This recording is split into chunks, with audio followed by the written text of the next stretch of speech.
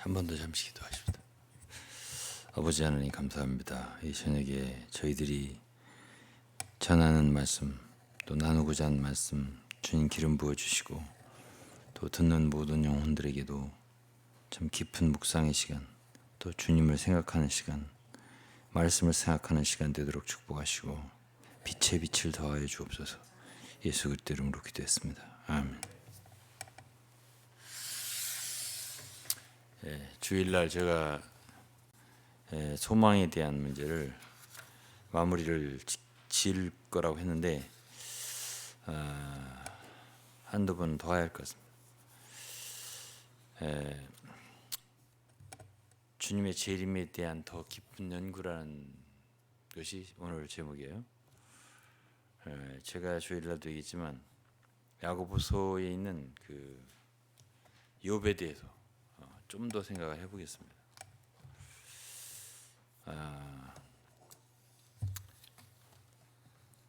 우선 이제 그 야고보서 5장 7절부터 다시 한번 읽어볼 텐데요. 그러므로 형제들아 주의 강림하시기까지 길이 참으라. 보라 농부가 땅에서 나는 귀한 열매를 바라고 길이 참아 이른 비와 늦은 비를 기다리나니. 여기서 이제 야고보 사도는 길이 참아야 된다 반복적으로 얘기를 하고 있습니다. 주의 강림하시기까지 길이 참으라. 또 귀한 열매를 바라고 길이 참아 이른 비와 늦은 비를 기다리나니, 기다리는 문제. 또 그리고 8절에 너희도 길이 참고 또 한 번 얘기했습니다. 마음을 굳게 하라. 주의 강림이 가까우시니라. 그러니까 야고보 사도는 계속 우리에게 말해주는 것이 주님의 강림이에요. 그래서 이제 우리가 성경을 읽다 보면 어떤 생각이 드냐면, 그렇게 쉽게 성경이 우리에게 확 깨달아지질 않아요. 이렇게 처음에는 이렇게 어리더리하게 보이다가 조금 더 읽으면, 더 묵상하고 그 빛을 얻게 되면 좀 뭐 나무들 같이 이렇게 보이고요. 그리고 조금 지나면은 사람들이 걸어가는 것 같이 보이고요. 성경에 있는 말씀이에요. 그런 이제 만물이 밝혀 보인다 이렇게 했는데, 즉 다시 말해 우리의 눈이 이렇게 한 번에 다 보여지는 게 아니에요. 어떤 사람들은 뭐 자기가 30분 만에 성경을 다 깨달았다 이런 사람도 있던데, 그런 사람들은 근본적으로 성경이 뭔지 모르는 사람들이에요. 제가 30-40년 신앙생활하고 주님을 섬긴 바에 의하면, 또 말씀을 연구하고 읽은 바에 의하면, 말씀의 빛이라는 건 하루아침에 그렇게 30분 내에 하루 만에 깨달아지지 않아요. 정말로 많은 세월이 필요합니다. 그럴 때 조금씩 눈에 비늘 같은 것이 벗어지고요. 조금씩 전에 보이지 않던 것들이 보이게 되는 거예요. 야고보서도 많이 읽었겠죠. 저도 읽고 여러분도 읽고. 그러나 야고보서 5장에서 야고보 사도가 우리에게 말해주고자 하는 게 뭔가 하면은 그리스도의 강림이에요. 다시 오심에 대해서. 야고보가 누구죠? 예수 그리스도의 육신의 동생이에요. 그런데 그분이 자기의 육신적 형이잖아요. 그분이 이제 그리스도이고 하나님이라는 걸 알았죠. 그래서 이제 그분이 다시 오신다는 건, 그러면 성경에는 사실은 이제 구약에서부터잖아요. 구약에서부터 무엇을 많이 말한 거냐, 강조해서 기이하게도 예수 그리스도의 강림하심이에요. 그걸 많이 강조해서 말해준 것이 바로 성경이라는 걸 우리가 알게 되죠. 그리고서 모든 초점을 거기다 맞춘 거예요.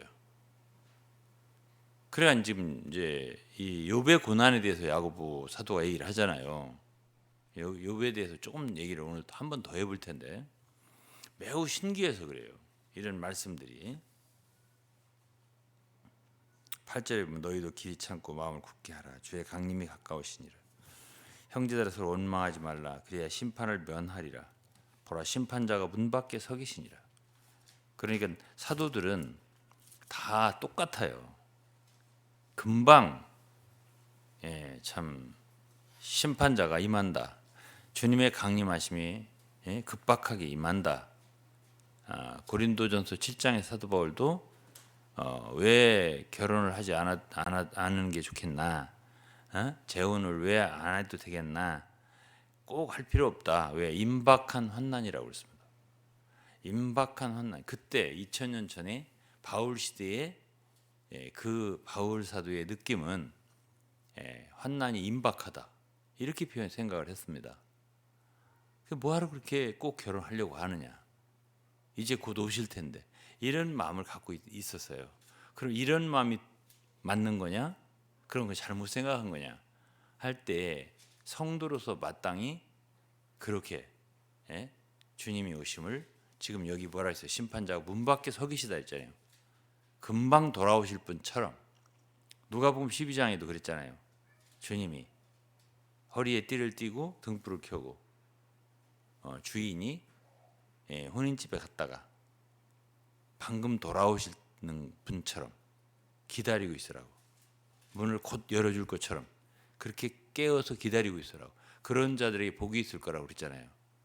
과거에 혼인집에는 좀 가면 먹고 마시고 이러느라고 좀 늦게 올 수도 있고 좀 일찍 올 수도 있고 그런 광경이었을 거예요. 초대교회 주님 당시에. 그러니까 주님이 그런 비유를 하신 거예요. 혼인집에 갔다가 주인이 언제 올지 모르니까 문 앞에 섰다가 돌아오면 곧 문을 열어주는 사람 같이 되라고 그랬습니다. 자, 그렇게 성경에서는 주님의 강림하심과 우리의 기다림이 어떻게 해야 되는가에 대해서 많이 얘기를 했어요. 그런데 제가 이제 지금 야고보서 5장 7절부터 이 말씀하고 욥기 욥에 대해서 얘기했으니까 그걸 몇 번째 얘기를 하고 있어요. 지금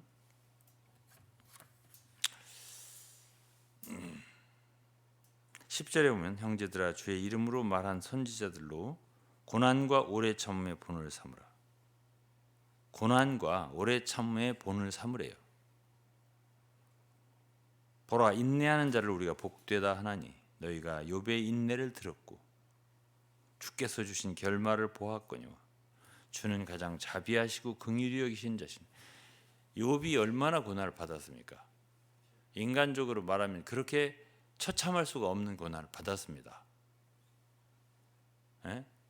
아들들이 다 죽지를 않나? 애들이 아니 자기 재산이 다 없어지지를 않나? 자기 몸이 완전히 그냥 몸이 악창이 나고 기와장으로 긁고 이럴 정도로 모든 것을 다 잃어버리고 건강까지도 이런 고난을 받고 있었습니다. 그 친구들이 와서 보고서 일주일 동안 울었다는 거 아니에요. 뒷글을 쓰고 너무 불쌍해서 욥이 이런 정도의 재앙을 당했는데요. 여기서 욥의 인내라고 그랬습니다. 제가 지난주에도 얘기했지만 욥기를 42장까지 아무리 읽어봐도 욥이 인내를 한 부분에 대해서는 아주 이렇게 와닿는 부분이 별로 없어요. 욥기 읽으면 참 내가 인내하기 어렵다라든가 이런 말 한 적이 없거든요.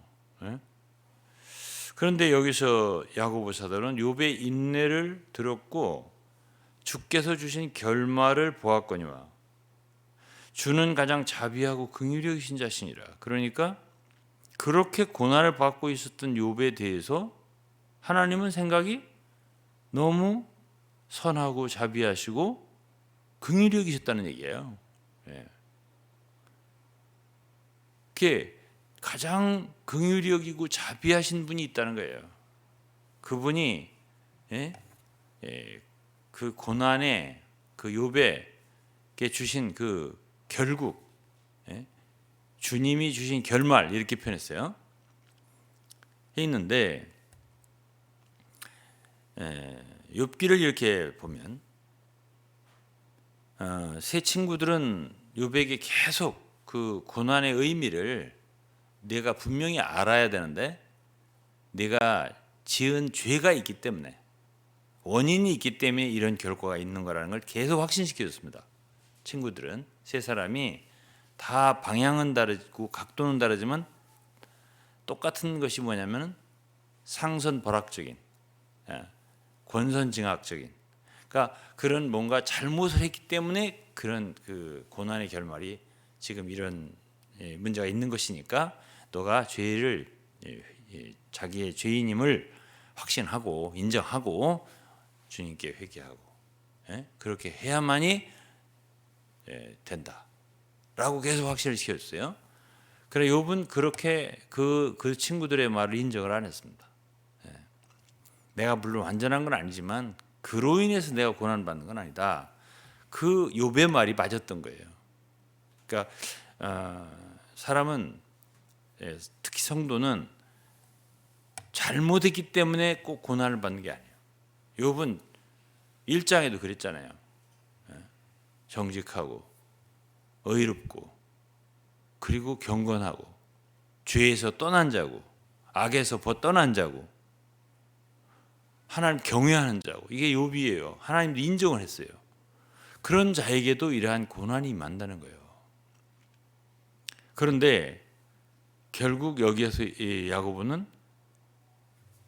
사람에 대해 성도에 대해서 욥에 대해서 마찬가지겠죠. 가장 자비하고 긍휼히 여기시는 그런 분이다. 그리고 그러한 고난에는 주님이 주신 그런 고난에는 거기 결국이 있다. 주님께서 주신 결말이 있다. 그런데 여기서 우리를 뭘 배우라고 하는 거냐면 인내를 배우라 그랬습니다. 선지자들이나 욥이나 이런 사람들, 욥과 선지자들에게서 길이 참는 걸 배우고 인내를 배우라 하면서 농부에도 들었잖아요. 농부가 곡식을 심어놓고 그 열매를 바라고서 이른 비와 늦은 비를 기다리지 않냐. 빨리 자라야 되지 않겠냐. 그래서 소출, 열매를 거둬야 되지 않겠냐.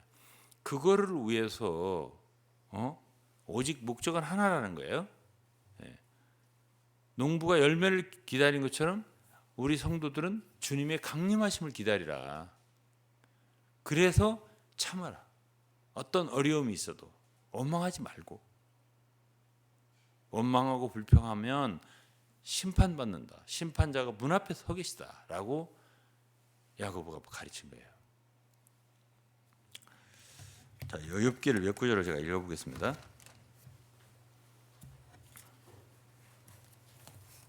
욥기서 16장인데요. 욥의 세 친구들은요. 욥에게 그러니까 그 목표가 뭐냐면 욥의 세 친구들은요. 욥이 공격 목표예요. 욥을 어떻게든지 자기들의 논리로 굴복을 시켜서 그에게 말하자면 참 주님으로부터의 그 어떤 축복, 상황의 전화위복 이렇게 될 수 있는 길을 확신시켜주라 애를 쓴 거예요. 그러니까 빨리 죄인인 것을 자백을 해라.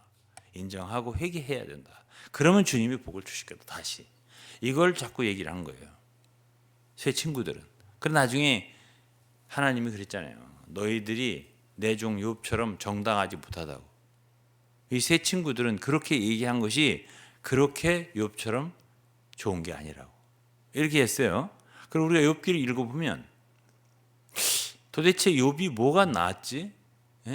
새 친구들보다 난 점이 뭐야? 이거를 잘 읽어내기가 어렵습니다. 그런데 이제 야고보서를 이렇게 이 신약 성경이잖아요. 통해서 어떤 사람들은 야고보서를 굉장히 혹평하는 사람이 있는데요. 한쪽을 너무 그냥 들어올리다 보니까 로마서나 갈라디아서나 뭐 믿음의 의로 신약적인 어떤 것을 하다 보니까 야고보를 아주 평가절하하잖아요. 그런 절대 그럴 수 있는 성경이 아니에요. 이 5장이 없으면 욥기를 제가 온전히 이해 못했을 것 같아요. 욥기의 이 5장 7절부터가 없으면 욥기를 온전히 이해를 못했을 것 같아요. 근데 여기서 이제 이게 문을 열어주는 거예요. 눈을 띄워주는 거예요. 아, 왜 욥이 세 친구보다 나았지? 그걸 알 수 있게 되는 거예요. 여러분 38장서부터 주님이 폭풍 가운데서 하나님이 나타나셨다는데요. 여러분 욥이 그렇게 하나님을 바라지 않았다면 구하지 않는 자에게, 찾지 않는 자에게 하나님 나타나지 않아요. 그러니까 결국은 이 세 친구보다 이 욥이 난 건 뭐냐면 그 고난 가운데서 욥은 하나님을 찾은 거예요. 이것이 다른 점이에요. 제가 16장부터 읽을 거예요. 19절에 보면 지금 나의 증인이 하늘에 계시고, 이 하늘을 바라잖아요. 이 세 친구들은 욥을 공격 타겟으로 하는 거예요. 욥을 좀 회개시키려고. 욥이 대상이에요. 대상. 사역의 대상이 욥이란 말이에요. 그런데 욥은 그들에게 얘기도 하지만 계속해서 바라보는 분은 하늘이에요. 하나님이란 말이에요. 나의 증인이, 영어로 witness, 증인이 하늘에 계시고, 나의 증인은 이 땅에 있지 않다는 거예요. 나를 위해서 누가 증인이 되어 있고, 나의 증인은 하늘에 계시다 이게. 그러면서 나의 보인이, 이 보인이라는 말은 이게 변호자, 대언자라는 뜻이에요. 영어로 advocate. 요한일서 2장 있잖아요. 대언자가 있으니, 그 승천하신 자 그리스도라. 이 말씀이 요한일서 2장 있잖아요. 여기에 이 보인이라고 하는 것은 바로 그 말하자면 대언자이신 예수 그리스도를 얘기하는 거예요. 그러니까 이 욥은요, 그 고난 속에 하늘을 바라보고 주님을 향했던 거예요. 주님을 찾았습니다. 20절 보세요. 나의 친구는 나를 조롱하나, 나의 친구는 나를 조롱하나 내 눈은 하나님을 향하여 눈물을 흘리고. 욥은 하나님을 향했잖아요. 나의 친구는 나를 향하는데 내 눈은 하나님을 향하여 눈물을 흘리고.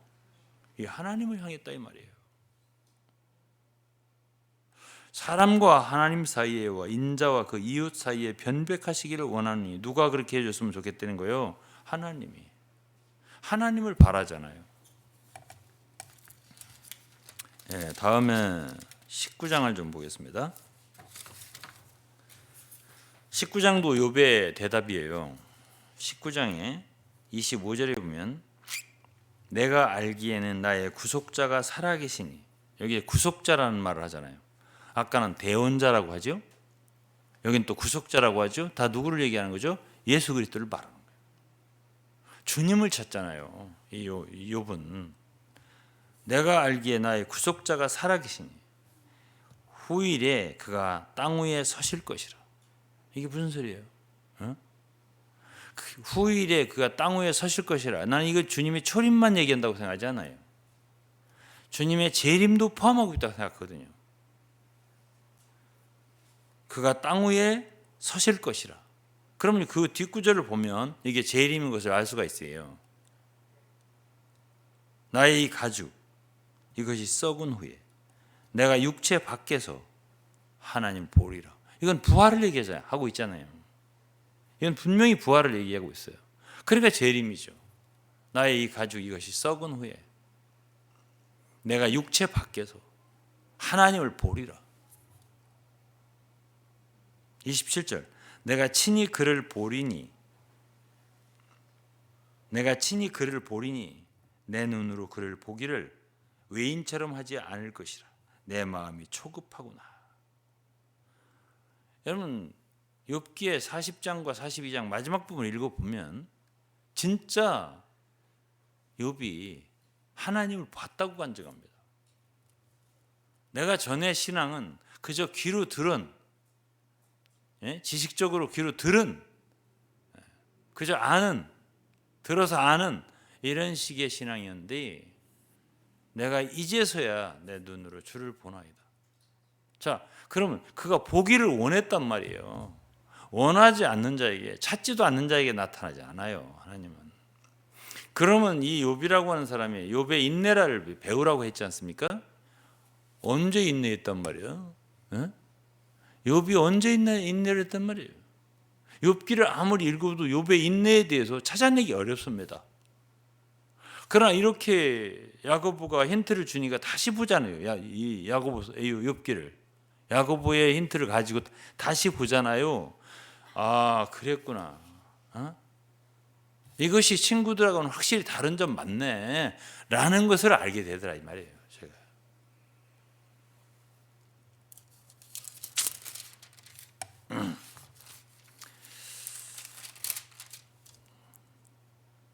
23장에도 23장 6절을 읽겠습니다. 23장 6절. 그가 큰 권능을 가지시고 나로 더불어 다투실까? 도리어 내 말을 들으시리라. 이 욥은요, 그 친구들이 목표가 아니에요. 예? 그 친구들하고 대화해서 친구들을 말하자면 그 논리로다가 이기고자 하는 그런 뜻이 아니에요. 욥은 언제나 자기의 눈을, 마음을 어디로 향해요? 하느님께. 그 친구들 이겨봤자 뭘 하게요? 예? 언제나 하나님을 향했습니다. 도리어 내 말을 들으시리라 그랬잖아요. 거기서는 정직자와 그와 변론할 수 있은즉 내가 심판자에게서 영영이 벗어나리라. 그런데 내가 앞으로 가도 그가 아니 계시고 뒤로 가도 보이지 않고 그가 왼편에서 일하시나 내가 만날 수 없고 그가 오른편으로 돌이키시나 배울 수 없구나. 이런 얘기는 다 무슨 얘기죠? 찾는데요. 지금 너무 혼란스럽고 참 그 약해졌지 않겠어요. 그러니까 찾지만은 주님이 안 나타나시는 거예요. 이쪽에 계신 것 같은데 이쪽도 아니고 저쪽에 계시는가 하면 저쪽도 아니고 이런 그 혼란스러운 상황이지만 욥은 여기서 하나님을 찾고 있었던 거예요. 더더욱 찾고 있었던 거예요. 그런 표현이 여기 있는 거죠.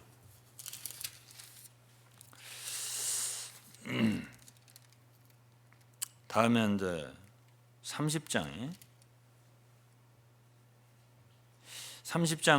20절을 보겠습니다. 내가 주께 부르짖으오나 주께서 대답지 아니하시오며 내가 주께 부르짖으오나 이 욥은 주님께 부르짖잖아요. 주님께. 그 세 친구들은 하나님께 향한 게 없어요. 욥만 계속 이렇게 너 그러면 안 돼. 너 그렇게 의롭다고 하지 마. 넌 지금 죄가 있기 때문에 이런 거야. 계속 욥을 타겟으로 해서 말을 하지 않습니까? 욥은 아니에요. 내가 주께 부르짖는 자기는 주께 부르짖고 있다는 거예요. 내가 탄식을 해도 주님께 향해 탄식한다는 거지. 주께서 대답지 아니하시며 찾고 해도 어디 계신지 잘 모르겠고 자기가 주님께 부르짖어도 대답이 없는 것 같고 이런 식이죠. 그걸 주님이 모르시겠어요. 그 마음을 중심을 보시는데 느낌이죠. 욥의 느낌에서는 주님이 없는 것 같고 안 계신 것 같고 좌측에도 우측에도 안 계신 것 같고 부르짖어도 안 들으시는 것 같고 그렇죠? 그렇다고 주님이 안 들으시겠어요? 다 아시지.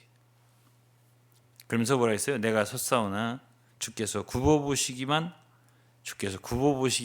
하시나이다. 주께서 굽어보시기만 하시나이다. 이렇게 했어요. 아무런 어떤 응답도 없는 것 같고 나를 위해서 뭐 해주는 것 같지도 않고 이런 뜻 아니겠어요. 그냥 바라보고만 계신 것 같다. 24절이에요. 그러나 사람이 넘어질 때에 어찌 손을 펴지 아니하며 재앙을 당할 때 어찌 도움을 부르짖지 아니하겠는가. 이게 욥의 솔직한 말이에요. 그러니까 하나님을 향하여 어찌 내가 이렇게 어려운데 하나님의 손을 펴지 않겠냐. 어떻게 도움을 부르짖지 않겠냐라는 이런 하소연들. 이런 것이 욥의 말하자면 그 인내라면 인내고요. 참 길이 참고 그러면서 주님을 앙망하는 태도죠. 기다리는 태도라고 저는 생각을 해요. 그래야 결국 38장서 42장까지는 주님이 나타나시잖아요. 결국은 욥에게 폭풍 가운데서 주님이 욥에게 말씀하신다 그러잖아요. 근데 이제 제가 말했지만 구약 성경은 사실은 신명기서부터 구약서 처음부터 이 욥기라는 성경이 사실은 모세오경보다 먼저라고 제가 말씀드렸어요. 처음부터 성경에서는 가장 강조하는 것이 그리스도의 강림하심이에요. 그거를 말해주는 거예요. 아주 신기한 게 성경책이에요. 우리는 이런 시간적인 개념으로 생각을 하잖아요. 구약이 있고 구약 이스라엘이 있고 그 다음에 뭐가 있고 그 다음에 뭐가 있고 이렇게. 그런데 아예 처음부터 성경에서의 그 초점은 그리스도의 강림을 가지고 다루고 있다고요.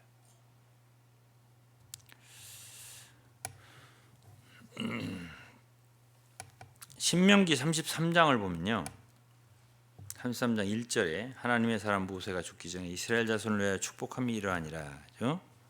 모세의 축복입니다. 33장은 일러스되 여호와께서 시내에서 오시고 세일산에서 일어나시고 바란산에서 비추시고 1만 성도 가운데서 강림하셨고, 1만 성도 가운데 강림하셨고, 모세가 산에서 율법을 받았다고 표현했는데요, 이거는 출애굽기고 신명기에서는 그렇게 표현하지를 않았어요. 이 표현이 달라요. 1만 성도 가운데 강림하셨고 그 오른손에는 불같은 율법이 있다. 율법을 받은 이야기를 지금 하고 있죠. 그 율법을 받은 이야기를 출애굽기에서는 산에서 40일 동안 있으면서 그때 돌판을 주셨다, 이렇게 기록이 되는데, 신명기는 뭐라고 얘기를 했냐면 여호와께서 시내에서 오시고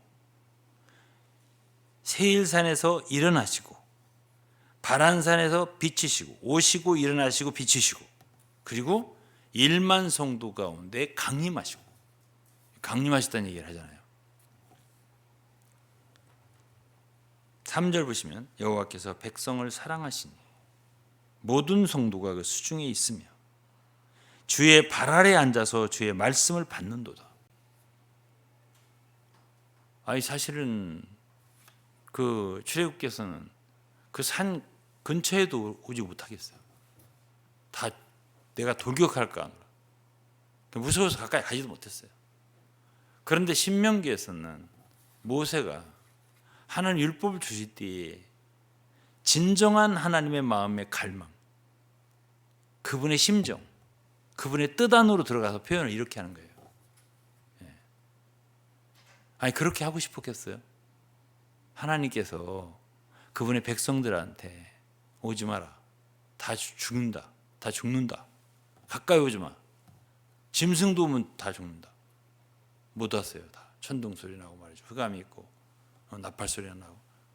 그런 속에서 하나님이 그 산 위에서 모세에게 율법을 주셨다고요. 그러나 모세는 하나님 마음을 아는 사람이에요. 그러나 외적인 것이고요, 그분의 마음은 그들 가운데 내려오신 거예요, 이미. 그리고 그들은 주님의 발 앞에서, 발 아래 앉아서 주의 말씀을 듣는 거예요. 이것이 하나님 율법을 주시는 거거든요. 그러니까 구약 처음부터 시작해서 주님의 마음은 어디에 있는가? 정말 임마누엘이에요. 하나님이 사람들과 함께 계시고 싶어 하시고 그들 가운데 강림하셔서 그들을 당신의 백성을 삼고 싶어 하시고. 그럼 오늘날 우리가 그분의 정말 참 친백성이라면요,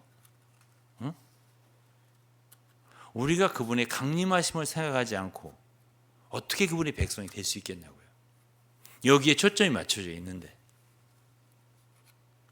시편 2편을 제가 읽어드렸는데요, 한 번 더 보겠습니다. 6절에 내가 나의 왕을 내 거룩한 산 시온에 세웠다 하시리로다. 내가 영을 전하노라. 여호와께서 내게 이르시되 너는 내 아들이라. 오늘 내가 너를 낳았도다. 내가 내게 구하라. 내가 열방을 유업으로 주리니 네 소유가 땅 끝까지 이르리로다. 여기 써 있잖아요.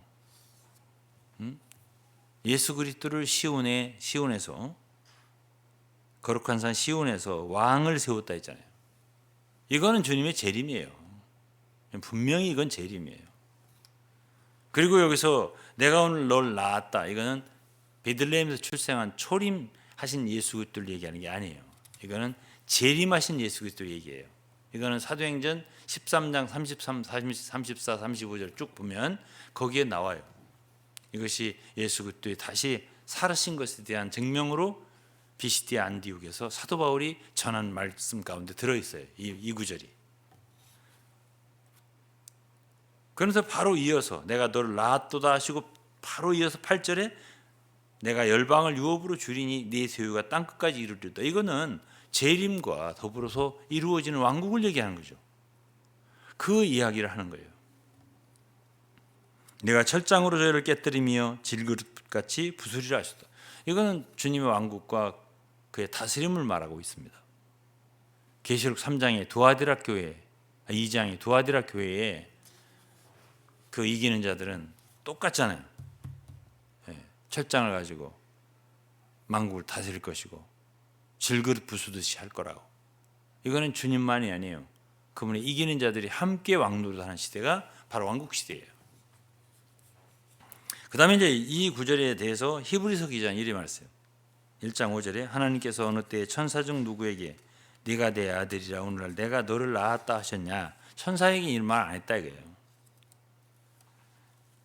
그 다음에 6절을 바로 이어서 무슨 말이냐면 또 맏아들을 이끌어 세상에 다시 들어오게 하실 때에 맏아들이 누구예요? 그리스도죠. 세상에 다시 들어오게 하실 때는 언제예요? 이건 초림이 아니죠. 히브리서를 쓸 때는 이미 주님은 돌아가시고 부활하시고 승천하신 때란 말이에요. 그러니까 맏아들을 이끌어서 세상에 다시 들어오실 때는 왕국이죠. 이것을 이야기하는 것이 시편 2편이다 그 말이에요. 그러니까는 제가 모세 신명기를 얘기했죠. 또 욥기를 얘기했죠. 지금 다윗 시대도 역시 다윗의 시에도 수많은 구절이 그리스도의 부활과 강림, 천연왕국, 왕국에 대해서 계속 이야기를 한 것이 너무나 많은 거죠. 72편에도 똑같이 그리스도의 강림에 대해서 이야기하고 있고 왕국에 대해서 얘기를 하고 있어요. 시편 72편은 중요한 성경이기 때문에 조금 읽겠습니다. 읽고 넘어갈게요. 시편 72편 이건 솔로몬의 시입니다.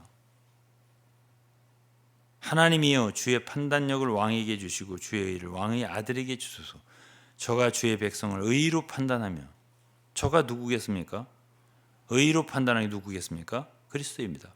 주의 가난한 자를 공의로 판단하리니 의로 인하여 산들이 백성에게 평강을 주며 작은 산들도 그리하리로다. 6절입니다. 저는 벤 풀에 내리는 비같이 땅을 적시는 소낙비같이 임하리니 이거는 주님의 재림을 얘기하는 거예요. 강림하심을. 어떻게 임한다고요? 벤 풀에 내리는 비처럼 땅을 적시는 소낙비처럼. 7절에 저희 날에 의인이 흥왕하여 평강의 풍성함이 달이 닿을 때까지 이르리로다. 왕국의 광경이잖아요. 8절 저가 바다에서부터 바다까지 와 강에서부터 땅끝까지 다스리니 이거는 왕국의 상황이에요. 그대로 다시 오신 그리스도께서 땅끝까지 다스리신다는 개념이 들어있잖아요. 바다에서 바다까지 이거는 새하늘 새 땅이 아니에요. 분명히 새하늘 새 땅에는 계시록 21장 1절에 보면 바다도 다시 있지 않더라. 바다 없어요. 그리고 9절에 광야에 거하는 자는 저희 앞에 굽히며 그 원수들은 티끌을 핥을 것이며 이건 다 왕국 시대에 일어나는 현상이죠. 지금은 아니에요. 지금은 다 그리스도에게 굽히거나 그러지 않잖아요. 이 세상 왕국들을 나라들을 보세요. 그다음에 10절에 보면 다시스와 섬의 왕들이 공세를 바치며 스바와 시바 왕들이 예물을 드리리로다. 여기는 섬이 있지 않습니까? 바다가 있으니까 섬도 있는 거예요. 그러니까 천년왕국 시대에는 바다도 있고요, 섬도 있는 거예요. 그러면서 11절에 만왕이 그 앞에 부복하며 열방이 그를 섬기리로다. 이런 시대가 온다는 거죠. 지금 천년왕국이라고 하는 사람들은 이 말씀을 어떻게 대입할 건데요? 지금 뭐 김정은이도 굴복 안 하는데, 시진핑이도 굴복 안 할 텐데, 우리나라 대통령 굴복하겠습니까? 만왕의 왕께 누가 굴복하겠습니까? 이런 시대가 온다는 거예요. 이런 시대가 왕국을 온다는 거예요. 예? 이런 것이 성경의 곳곳에 있습니다. 구약에서부터 신약까지.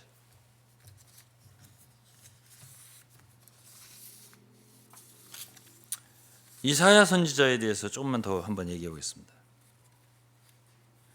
이사야는 우시야 왕이 죽던 해에 6장이에요. 이사야 6장.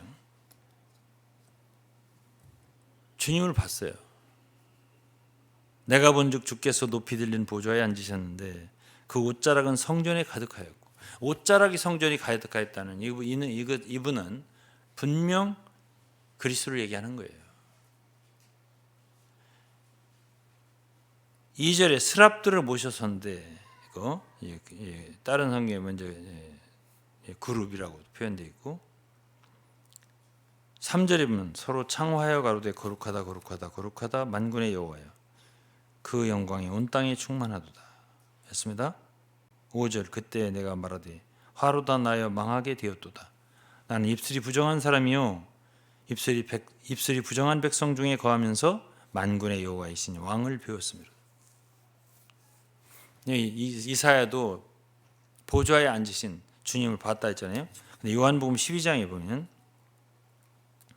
요한복음 12장 41절에 보면 이사야가 이렇게 말한 것은 이 요한복음에 나오는 말씀이니까 주의 영광을 보고 주를 가리켜 말한 것이라 그랬습니다. 이사야가 여기서 말한 것은요, 주님을 보고 말한 거예요. 예수 그리스도를 보고 말한 거라고요. 이때 당시에 이사야의 마음 굉장히 낙심이 됐을 때입니다. 왜냐하면 기대했던 우시야가 그때 그 해에 죽었어요. 그러니까 마음이 많이 낭망이 됐겠죠. 그러나 그때 주님이 이사야를 강화시켜서 정말 선지자의 사역을 할 수 있도록 힘을 주시고요. 그랬죠. 그런 방법이 뭐죠? 그분의 나타나심입니다. 그분을 보여주는 거예요. 자신을 보여주는 거지. 그러면서 이제 주님이 네가 가서 전해라. 그렇지만은 사람들이 결코 듣지 않을 거다 그랬어요. 왜 그러냐? 내가 그들의 눈을 멀게 할 거다. 그들의 마음을 만곡해 할 거다. 나는 그들로 그 눈으로 보고 마음으로 깨닫고 돌이켜 내게 고침을 받지 못하게 할 거다. 그러니까 사람들이 이사야의 말을 듣는다는 거예요? 안 듣는다는 거예요? 안 듣는다는 거예요. 그렇지만 넌 가서 전하라 이거야. 그 이사야 선지자는 정말 어려운 사역. 예사야만 아니에요. 예레미야도 마찬가지, 에스겔도 마찬가지고 마찬가지예요. 선지자들의 사역이란 너무 어려워요. 바울은 어땠는데 똑같아요. 왜 이렇게 참된 선지자의 말을 안 듣지? 이렇게 진리의 말씀을 전하는 소리는 왜 안 듣지? 너무 당연한 거예요. 이게 신약의 사도 바울 시대도 그랬고요. 구약의 이사야 시대도 그랬고요. 안 듣습니다. 참된 말은 안 들어요. 그래서 결국 히브리서 11장을 보면 이제 이게 전승에 나온 얘기인데, 어떤 사람은 톱으로 켜서 죽임을 당했다고 했습니다. 이 이사야 선지자가 순교를 어떻게 당했냐면 톱으로 켜서 죽임을 당했다는 거예요. 그렇게 하기까지 정말 어렵게 선지자의 노릇을 하고 충성스럽게 갈 수 있었던 것은, 저는 그렇게 생각해요. 이사야 6장에서 이사야 선지자는 영광의 주님을 비웠기 때문이라고 생각합니다. 그리고서 의임을 받고 본을 받았어요. 누가 우리를 위하여 갈고, 그때 이사야가 대답했잖아요. 주여 나를 보냈소. 내가 가겠네. 그리고서 그 어려운 사역을 한 거예요. 아무도 듣지 않는 거예요.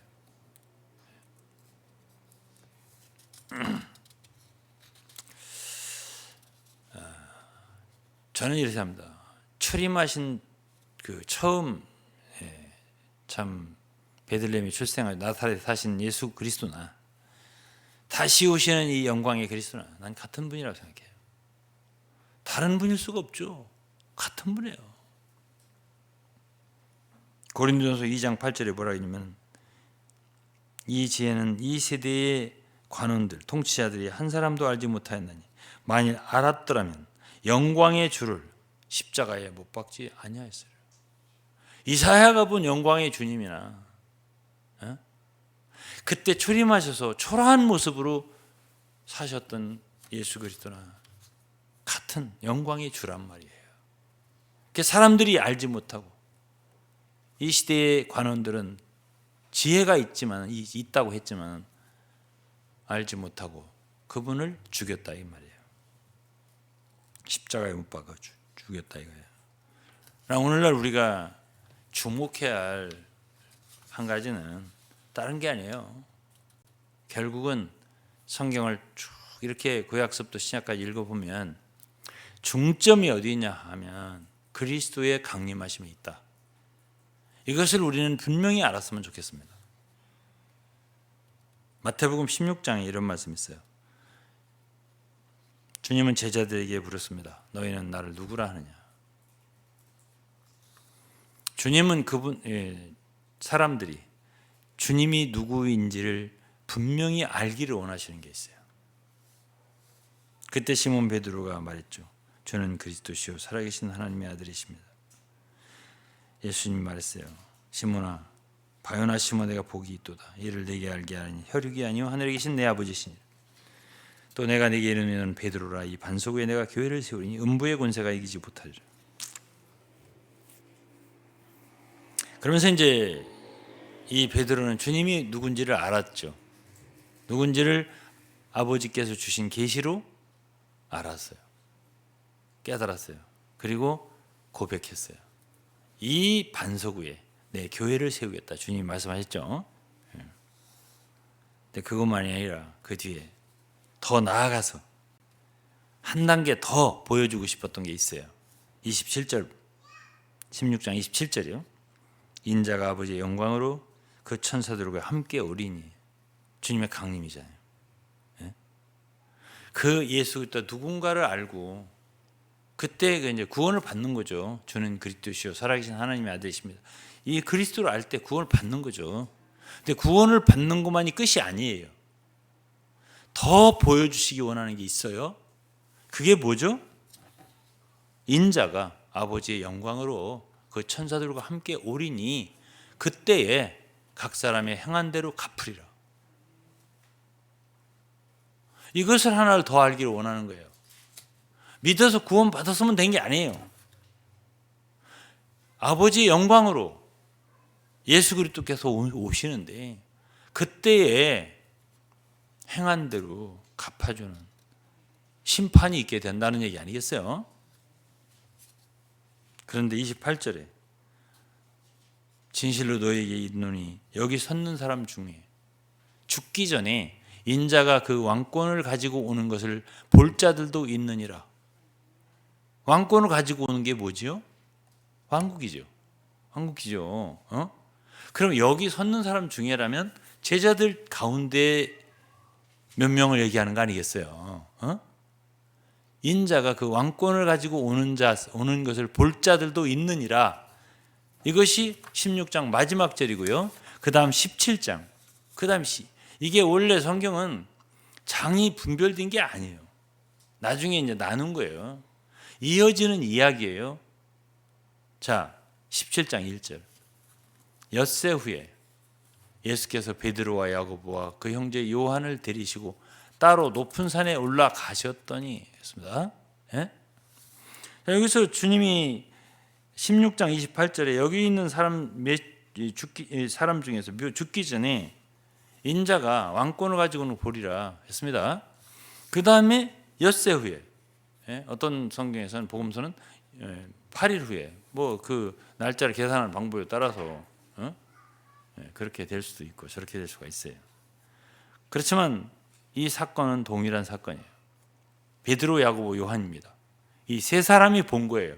왕권을 가지고 오신 주님을. 따로 높은 산에 올라가셨더니 저희 앞에서 변형되사 그 얼굴이 해같이 빛나며 옷이 빛과 같이 희어졌더라. 때에 모세와 엘리야가 예수로 더불어 말씀하는 것이 저희에게 보이거늘 베드로가 예수께 여짜와 가로되 주여 우리가 여기 있는 것이 좋사오니 주께서 만일 원하시면 내가 여기서 초막 셋을 짓되 하나는 주를 위하여 하나는 모세를 위하여 하나는 엘리야를 위하여 하리이다. 자, 지금 이 변화산에서 일어난 사건이 있잖아요. 주님이 갑자기 변화되셨어요. 영광스러운 모습으로. 그냥 육신으로 오셨던 나사렛 예수 그 모습이 아니에요 지금. 그 뭐죠? 강림하시는 그리스도를 보여주신 거예요. 자, 우린 구약에서 이사야 선지자가 성전에서 옷이 가득하게 이렇게 영광 가운데 계신 그리스도를 봤다고 했어요. 그렇죠? 또 욥은 그 고난 후에 말하자면 그 많은 인내를 거쳐서 하나님을 만난 거잖아요. 주님을 본 거예요. 내가 귀로만 들었는데 내 눈으로 보나이다. 그리고 모든 문제가 해결됐어요. 물론 42장 후반부에 보면 다 회복을 해주셨습니다. 그래서 해결된 게 아니에요. 그 이전에 해결됐어요. 40장부터. 제가 미련했습니다. 제가 어두웠습니다. 무지한 자가 이치를 가리우는 말을 했어요. 제가 말하지 않겠습니다. 주님 말씀해 주세요. 이제 뭘 봤단 얘기지. 자, 이사야를 보든지 욥을 보든지 모세의 말을 듣든지 다 그들의 중점은 그리스도의 강림에 초점이 맞춰져 있다는 거예요. 그럴 때에 어떤 어려움도 문제가 안 된다는 얘기죠. 욥 같은 경우에요. 어떤 고난도 문제가 안 된다는 얘기예요. 왜냐하면 주님이 가까이 계시고 주님이 오실 것이기 때문에 주님을 만날 수 있다면 모든 문제가 해결되는 것이기 때문에 그래요. 오늘날 왜 문제가 안 끝나요? 속에 왜 계속적인 그런 원망과 그 불평과 이런 모든 게 왜 안 끝나죠? 왜 그렇게 강팍한 마음과 용서하지 못한 마음과 미움과 이런 게 왜 안 끝나죠? 그 모든 해답은 주님을 못 만나는 거예요. 이사야도 그 해에 요시야왕이 죽던 해에 진짜 낙심 천만이 그런 상태에 있었다고요. 그러나 한 번 영광의 주님을 보고 나서 그의 선지자의 사역이 완전히 바뀌었습니다. 이사야 6장 이후부터 달라지잖아요. 다윗도 마찬가지고 다 마찬가지입니다. 신약의 베드로, 야고보, 요한도 마찬가지예요. 다 순교했습니다. 이 사람들. 베드로, 야고보, 요한 아시잖아요. 요한은 맨 먼저 순교했고요. 야고보는. 그러한 사람들이 되기 위해서 이들은 영광의 그리스도를 그 왕권을 가지고 오시는 주님을 산에서 본 거 아니겠어요?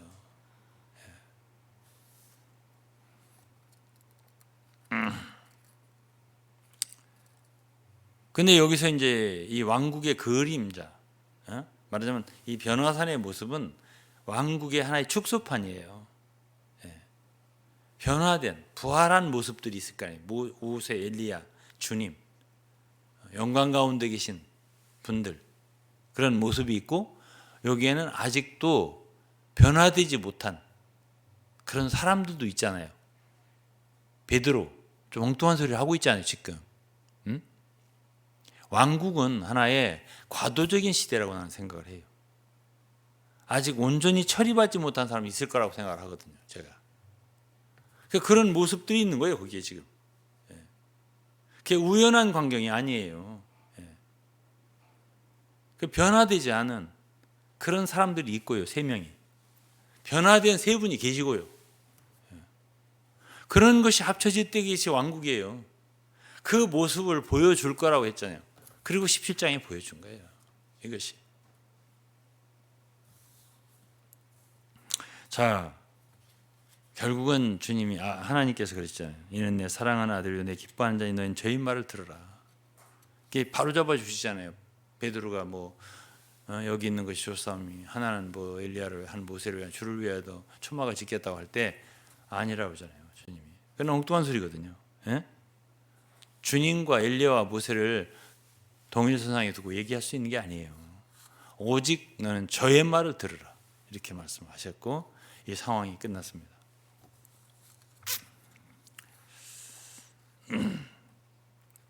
마무리하겠습니다. 누가복음 21장에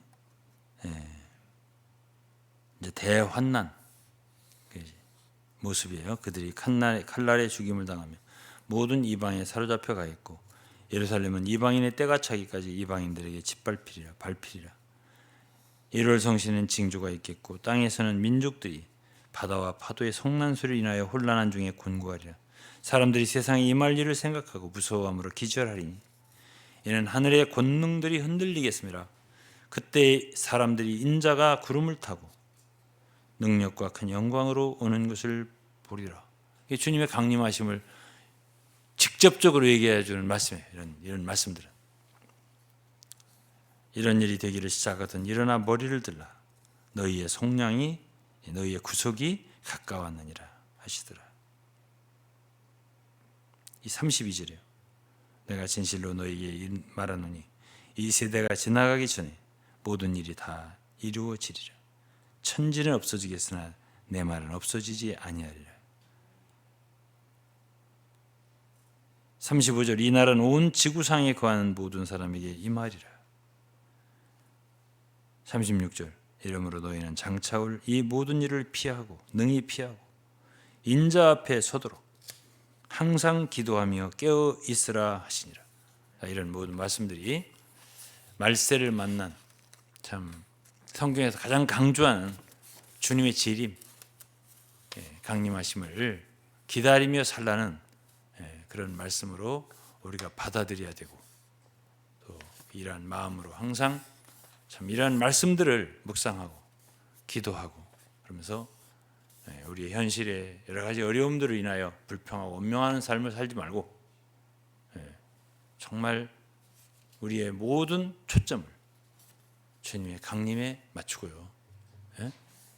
그러면서 참 복음을 전하며 또 많은 사람들을 구원하고 이런 진리 가운데를 인도할 수 있도록 그렇게 하는 생활 가운데서 참 우리가 정말 주님을 섬기며 생활하게 되면 주님이 언제 오시더라도 우리는 기쁨으로 그분 앞에 만날 수 있고 영광 중에 그분을 배울 수 있으리라 믿습니다. 주님께서 우리 사랑하는 성도들 모두를 축복해 주시기를 바라겠습니다. 기도하겠습니다. 하나님 아버지 감사합니다. 오늘 또 저희들은 주님의 강림하심에 대하여 한 번 더 묵상을 하여 보았습니다.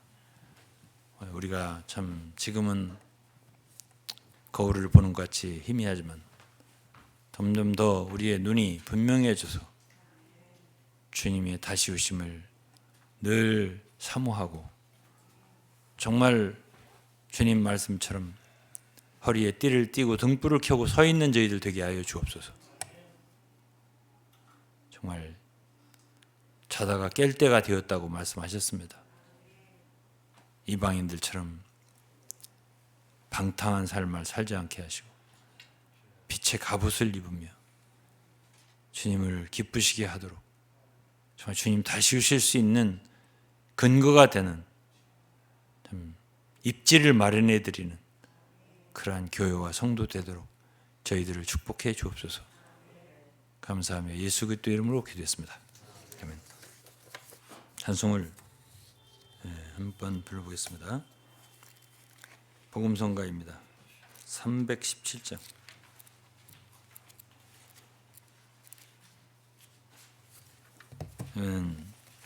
곡은 다 아시는 거고 개사는 제가 20여 년 전에 제가 한 거라서 한번 같이 불러봤으면 좋겠습니다. 317장입니다. 복음성가 317장. 언제 돌아오시렵니까? 이런 제목입니다.